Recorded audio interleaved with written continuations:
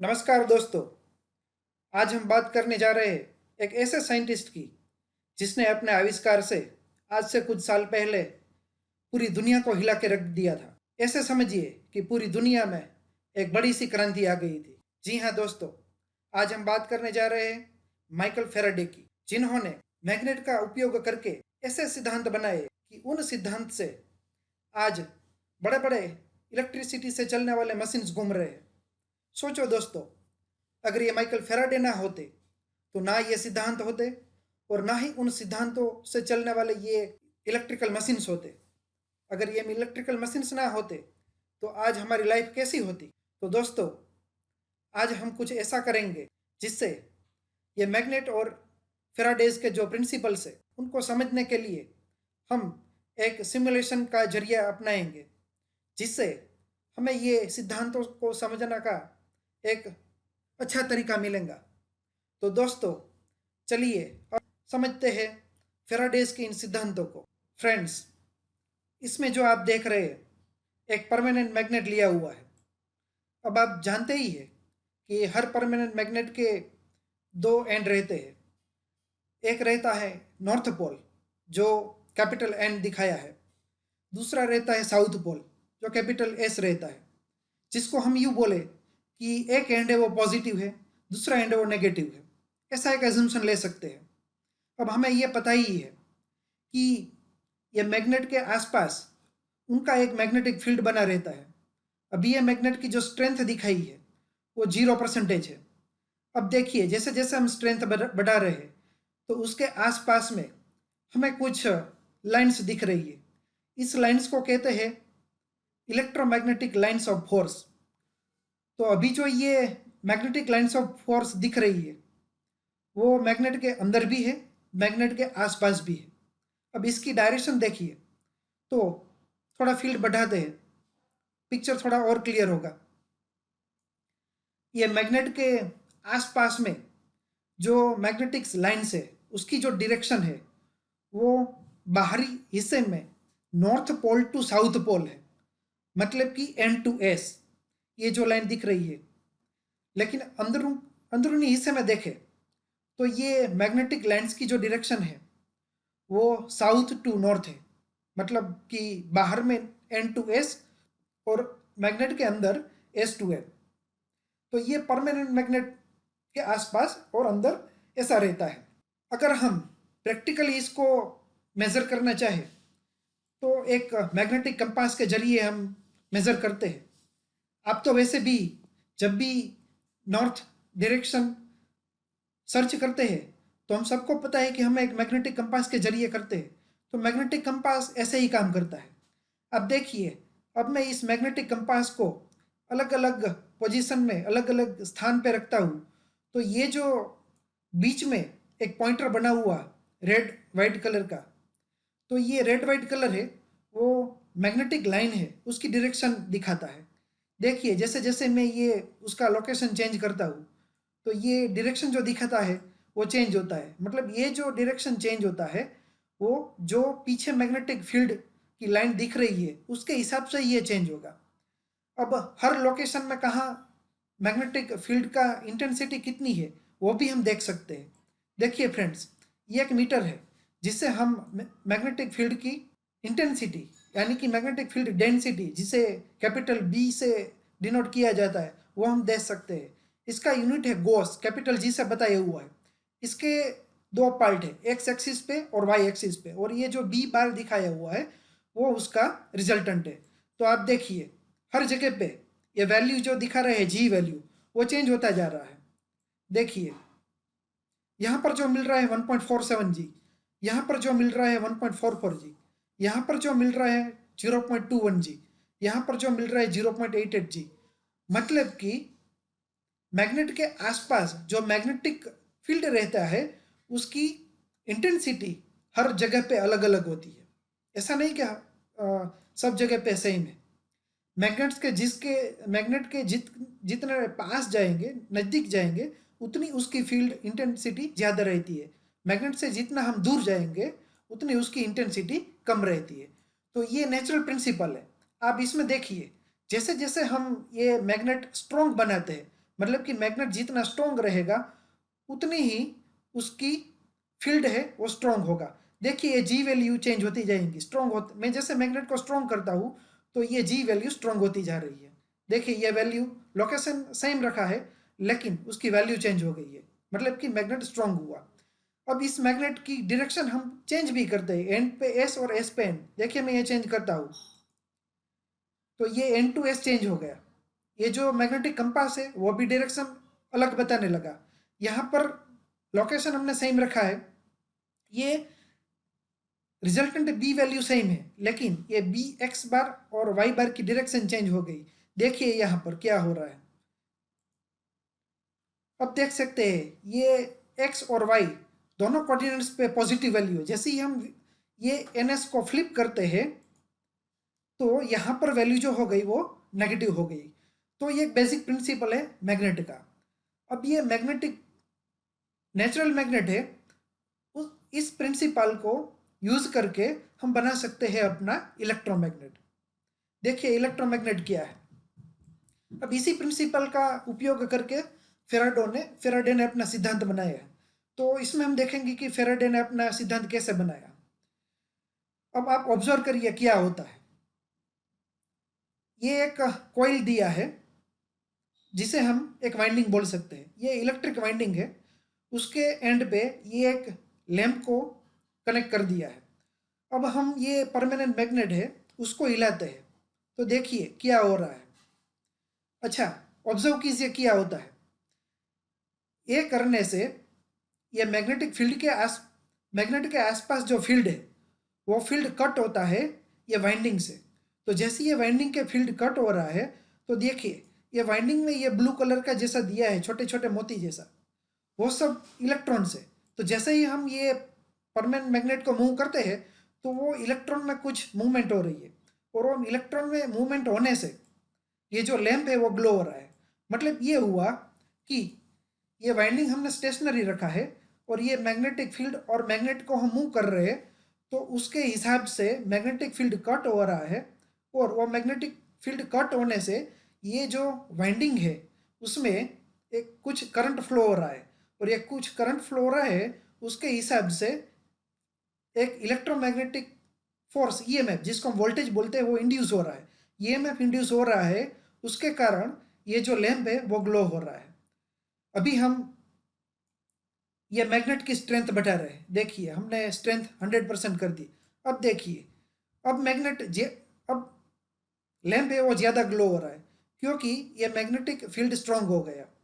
दूसरा देखिए ये सिंगल कोयल है, हम ये कोयल ज़्यादा करते हैं ज़्यादा नंबर में, ये 2 नंबर कोयल कर दी, टोटल 2 नंबर्स। देखिए इस ये करने से भी ये जो लैंप में लाइट प्रोड्यूस हो रही है वो भी ज़्यादा हो रही है।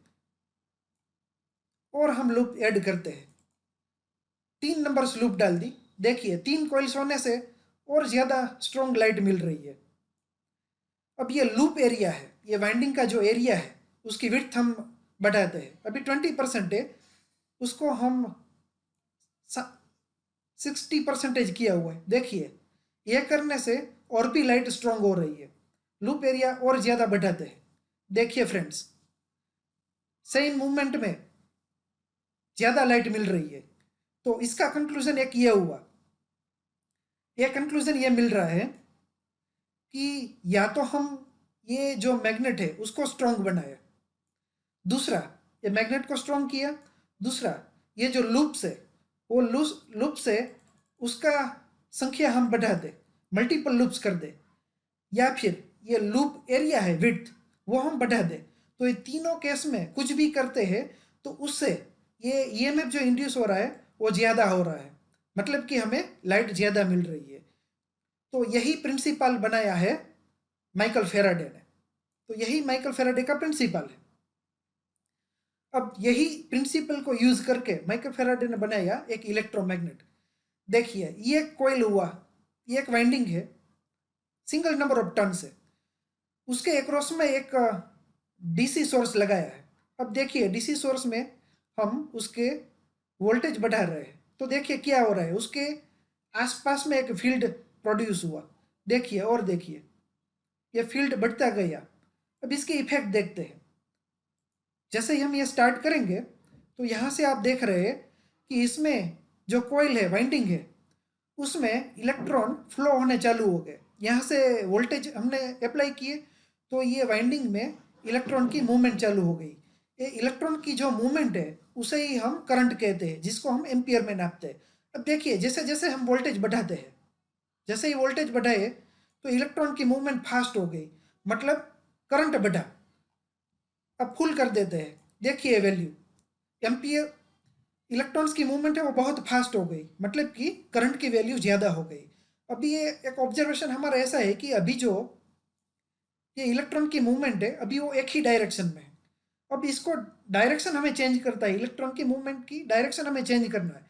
तो ये जो डीसी सोर्स है उसको हम फ्लिप करेंगे, उसकी पोलैरिटी चेंज करेंगे, पोलैरिटी रिवर्स कर रहे हैं। पहले देखिए राइट हैंड साइड में पॉजिटिव था, लेफ्ट हैंड साइड में नेगेटिव था। अब उसको डायरेक्शन हमें फ्लिप कर दी तो लेफ्ट हैंड साइड में पॉजिटिव, राइट हैंड साइड में नेगेटिव। अब देखिए ये केस में क्या हो रहा है, सेम वही हो रहा है, इलेक्ट्रॉन्स की मूवमेंट हो रही है, लेकिन इसकी डायरेक्शन अब देखिए ये डायरेक्शन रिवर्स हो गई। देखिए पहले कैसी थी, ऐसी डायरेक्शन थी, अब हमने चेंज करके ऐसी कर दी। तो उसके साथ क्या चेंज हुआ, ऑब्जर्व कीजिए फ्रेंड्स। ये जो कोइल के आसपास में जो मैग्नेटिक फील्ड है उसकी डायरेक्शन चेंज हो रही है। देखिए ये रेड और वाइट कलर है, उसकी डायरेक्शन चेंज हो रही है, देखिए चेंज हो गई।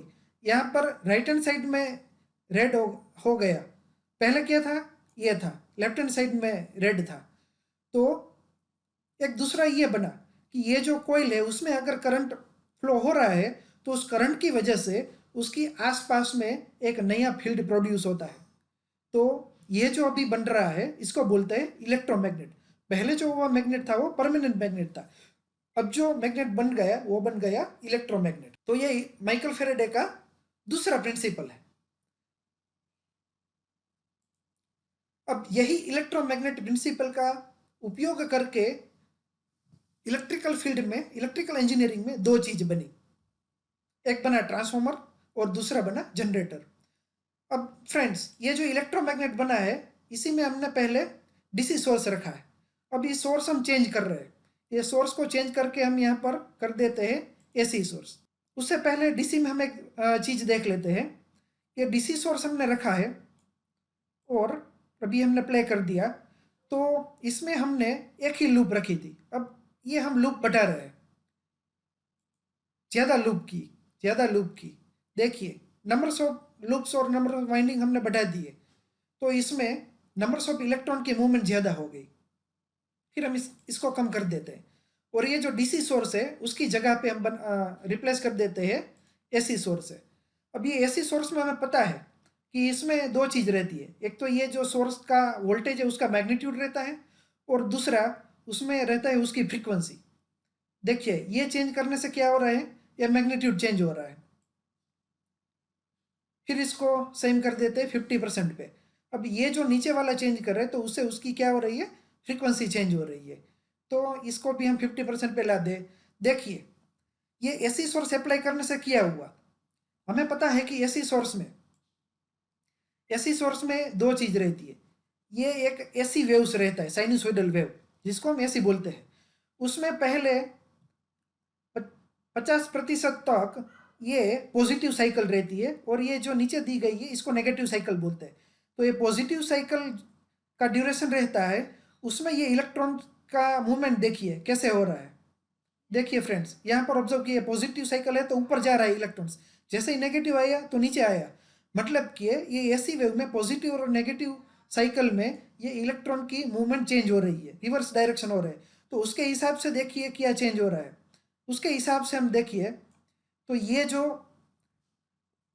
वाइंडिंग्स के आसपास ये मैग्नेटिक फील्ड बना हुआ है तो उस फील्ड में ये फील्ड की डायरेक्शन चेंज हो रही है। देखिए फ्रेंड्स ये ब्लू रेड वाइट कलर से हमें पता चलेगा कि ये चेंज हो रहा है।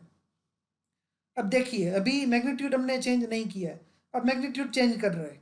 तो देखिए क्या हुआ, ये इलेक्ट्रॉन की मूवमेंट फास्ट हो गई। ठीक है, इलेक्ट्रॉन की मूवमेंट फास्ट हो गई। अब दूसरा हम यह देखते हैं कि ये सिंगल लूप है, हम लूप डबल करते हैं, बढ़ा देते हैं। ये हमने बढ़ाया, ये हमने बढ़ाया, तो ज़्यादा इलेक्ट्रॉन फ्लो हो रहा है। अब इसको मैग्नीट्यूड हम चेंज कर रहे हैं, देखिए। तो मैग्नीट्यूड चेंज करने से इसकी मूवमेंट फास्ट हो गई, तो मतलब कि एम्पियर बढ़ गया, करंट बढ़ गया। अब देखते ही फ्रीक्वेंसी चेंज करते हैं तो क्या होता है। जैसे ही हमने फ्रीक्वेंसी बढ़ा दी तो ये जो रेट है, मतलब कि पॉजिटिव नेगेटिव या तो इलेक्ट्रॉन की डायरेक्शन चेंज होने का रेट है वो ज़्यादा हो गया। देखिए ये फ्रीक्वेंसी हम कम कर रहे हैं, कम कर रहे हैं, कम कर रहे हैं। तो अभी जो ये रेट है वो रेट कम हो गया। मतलब फ्रीक्वेंसी चेंज करने से जो इलेक्ट्रॉन की मूवमेंट हो रही है उनकी जो डायरेक्शन है उसका रेट चेंज होता है, उसके रेट में चेंज होता है। ठीक है, तो ये एसी में ये चेंज करने से ये चेंज आता है। अब इसी प्रिंसिपल का उपयोग करके एक इक्विपमेंट बना इलेक्ट्रिकल में, ट्रांसफॉर्मर। ट्रांसफॉर्मर में नॉर्मल क्या होता है, ट्रांसफॉर्मर में दो कोइल्स रहती है। जो कोइल्स, एक ऐसी कोइल जिसके साथ ये सोर्स कनेक्टेड किया हुआ है तो उसको बोलते हैं प्राइमरी कोइल। दूसरा एक कोइल रहता है जिसके साथ एक लोड, ये इलेक्ट्रिकल लोड हमने लैंप लगा दिया तो ये इलेक्ट्रिकल लोड कनेक्ट होता है, उसको बोलते हैं सेकेंडरी वाइंडिंग। तो ये प्राइमरी कोइल और प्राइमरी वाइंडिंग हो गया। ये राइट हैंड साइड में जो लोड कनेक्टेड हुआ है वो हो गया अपना सेकेंडरी वाइंडिंग और सेकेंडरी कोइल। तो अब क्या होता है कि जैसे ही हमको स्टार्ट करेंगे, देखिए ये हमने स्टार्ट किया, ये जो प्राइमरी वाइंडिंग है उसके साथ हमने एक ये इलेक्ट्रिकल सोर्स कनेक्ट किया है। तो इलेक्ट्रिकल सोर्स कनेक्ट किया उसके हिसाब से क्यों हुआ कि ये प्राइमरी वाइंडिंग है उसमें करंट फ्लो हो रहा है, उसमें इलेक्ट्रॉन का फ्लो हो रहा है। देखिए जैसे ही हमने इनका मैग्नीट्यूड बढ़ाया, अब क्या होता है कि ये जो प्राइमरी वाइंडिंग है उसके आसपास जो magnetic field, electromagnetic field produce हुआ है वो इंटरकनेक्ट होगा ये दूसरे वाइंडिंग से। तो जैसे ही ये दूसरे वाइंडिंग से कनेक्ट होता है, देखिए फ्रेंड्स, जैसे ही ये दूसरे वाइंडिंग से कनेक्ट होता है तो ये फील्ड को कट करता है ये दूसरा सेकेंडरी वाइंडिंग। तो कट होने से ये दूसरे सेकेंडरी वाइंडिंग में जो इलेक्ट्रॉन्स है उसमें थोड़ी मूवमेंट आती है, मतलब उसमें करंट थोड़ा फ्लो होता है और उसके कारण उसमें ईएम है वो इंड्यूस होता है। वो ईएमएफ इंड्यूस कितना होता है, वो ये लैंप के आसपास जो लाइट जलने लगती है उससे हमें पता चलता है। देखिए जितना हम ये नज़दीक रखेंगे, जितना हम नज़दीक रखेंगे उतना ज़्यादा लैंप ग्लो हो रहा है। इससे हम दूर जाएंगे, दूर जाएंगे, दूर जाएंगे तो लैंप कम लाइट हो रहा है। देखिए फ्रेंड्स, यहाँ पर नहीं दिख रहा है लैंप के आसपास कुछ, ये पास में लगाते हैं, थोड़ा और नज़दीक लाएंगे तो ये ग्लो करने लगा है। तो जितना ये पास में होंगे दोनों कोइल्स उतना ही इलेक्ट्रोमैग्नेटिक फील्ड है एक दूसरे के साथ ज़्यादा इंटरलिंक होंगे तो इतना ज़्यादा आउटपुट मिलेगा। अब उसमें इसमें हम ये करते हैं कि नंबर ऑफ लूप्स ये चेंज करते हैं सेकेंडरी की, प्राइमरी की, सॉरी। अब ये जो प्राइमरी वाइंडिंग है उसकी हमने नंबर ऑफ लूप्स डबल की और चेंज करते और चेंज करते। देखिए तो थोड़ा यहाँ पर चेंज ये हुआ कि यहाँ पर इंड्यूस ईएमएफ काफ़ी ज़्यादा मिल रहा है। अब ये जो सेकेंडरी वाइंडिंग है उसकी नंबर ऑफ कॉइल्स हम चेंज करते हैं। देखिए देखिए ये करने से क्या हुआ, ये करने से भी यहाँ पर इंड्यूस्ड ईएमएफ ज़्यादा हुआ, ज़्यादा लाइट मिल रही है। इसके साथ साथ हम ये जो लूप एरिया है, लूप एरिया को बढ़ाते हैं। देखिए फ्रेंड्स, ये लूप एरिया को भी हमने बढ़ाया तो भी हमें ये इंड्यूस्ड ईएमएफ ज़्यादा मिल रहा है, ये लाइट ज़्यादा मिल रही है। ठीक है फ्रेंड्स, तो ऐसा कुछ हो रहा है। दूसरा इसमें हम ये कर सकते हैं, ये फ्रीक्वेंसी चेंज करते हैं। देखिए ये फ्रीक्वेंसी हमने बढ़ा दी इनपुट सोर्स की तो क्या हुआ, तो भी यहाँ पर जो ईएमएफ मिल रहा है वो ज़्यादा मिल रहा है, लाइट ज़्यादा मिल रही है। तो फेराडेज के जो प्रिंसिपल दिया हुआ था वो प्रिंसिपल का यूज़ करके एक ये डिवाइस बन रही है जिसको बोल रहे हैं ट्रांसफॉर्मर। दूसरी एक डिवाइस है जनरेटर। देखिए फ्रेंड्स, इस जनरेटर में क्या होता है, जनरेटर का बेसिक काम क्या रहता है, ये इलेक्ट्रिकल जनरेटर है। ये इलेक्ट्रिकल जनरेटर में इसका आउटपुट जो रहता है वो इलेक्ट्रिकल रहता है, लेकिन इसका जो इनपुट रहता है वो मैकेनिकल एनर्जी रहती है।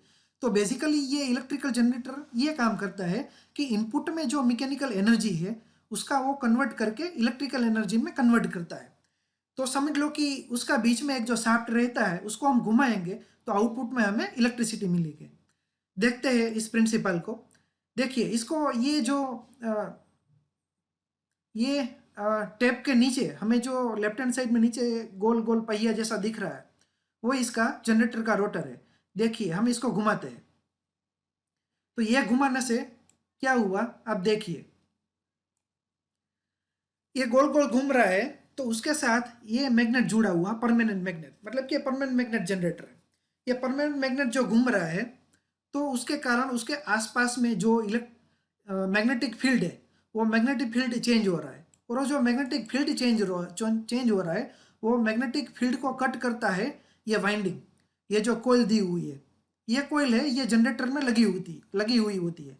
तो ये कोयल है क्या करती है कि ये फील्ड को कट करती है, तो उसके हिसाब से ये फील्ड के एक्रॉस में ईएमएफ यानी कि वोल्टेज प्रोड्यूस होते हैं, इंड्यूस होते हैं।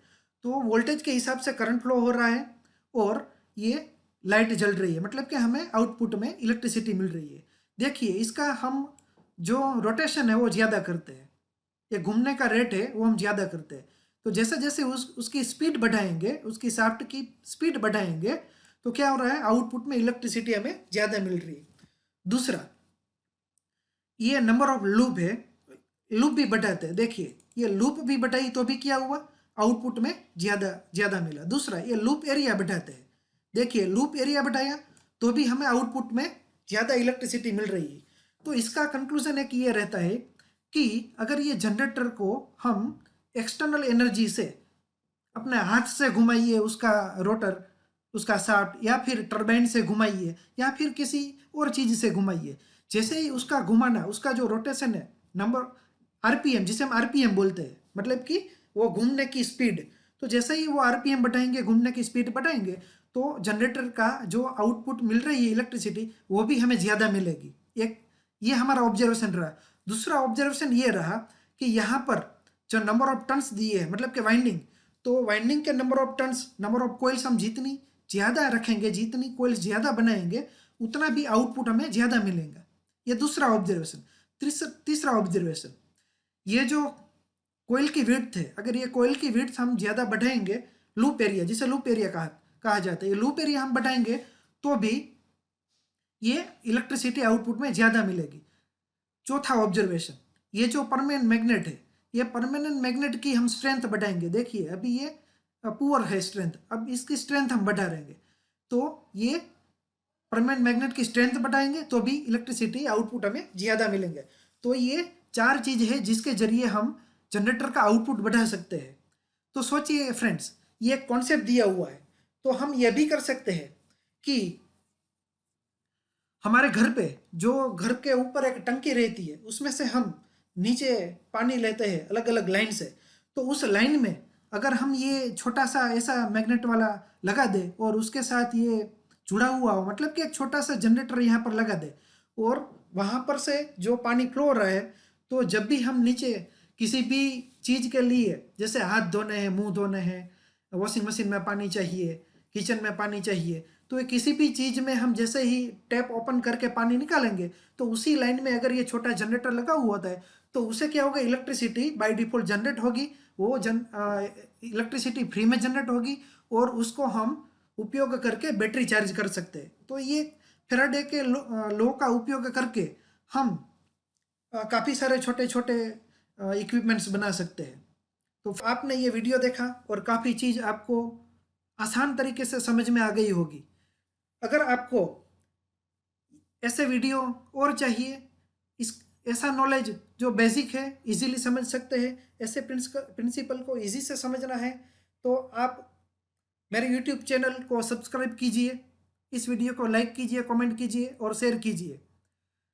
मेरे यूट्यूब चैनल में देखिए तो उसमें अगर आप नाम डालेंगे भाविन कनानी करके आएगा, तो आप उसको सब्सक्राइब कर सकते हैं। अगर इसी टॉपिक पे अगर आपको कोई भी क्वेरी है, क्वेश्चन है, तो आप मेरा ईमेल आईडी bhavin.kanani@darshan.ac.in से कांटेक्ट भी कर सकते हैं। और ऐसे काफ़ी सारे वीडियोस की ज़्यादा इन्फॉर्मेशन चाहिए तो आप हमारी वेबसाइट www.darshan.ac.in को भी रिफ़र कर सकते हैं।